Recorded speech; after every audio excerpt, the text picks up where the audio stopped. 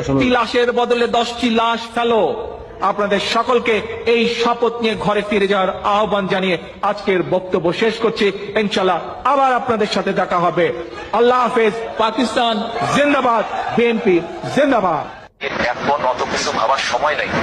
লাশ পড়লে পড়বে, যত লাশ তত তাড়াতাড়ি হাসিনার দিকে। সাধারণ মানুষ ওর উপর খেতে আছে, এটা কাজে লাগাতে হবে তো, বুঝতে পারছো? আমি একটু কানে কম শুনি, বুঝতে পারি নাই। চলেন আবার কথাগুলো শুনি।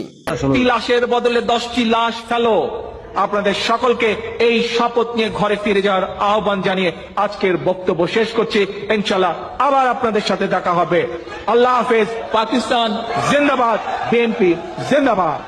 এখন অত কিছু ভাবার সময় নাই। লাশ পড়লে পড়বে, যত লাশ তত তাড়াতাড়ি হাসিনার দিকে। সাধারণ মানুষ ওর উপর খেতে আছে, এটা কাজে লাগাতে হবে তো, বুঝতে পারছো? বিএনপির লিডার তারেক রহমান এবং খাম্বা কি প্রতিজ্ঞা নিয়েছেন শুনলেন তো? একটি লাশের বদলে 10টি লাশ ফেলতে হবে। আর লাস্টে কি বলছে? পাকিস্তান জিন্দাবাদ, বিএনপি জিন্দাবাদ। তাহলে আজাকার কারা? আপনারা কমেন্টে লিখে যাবেন।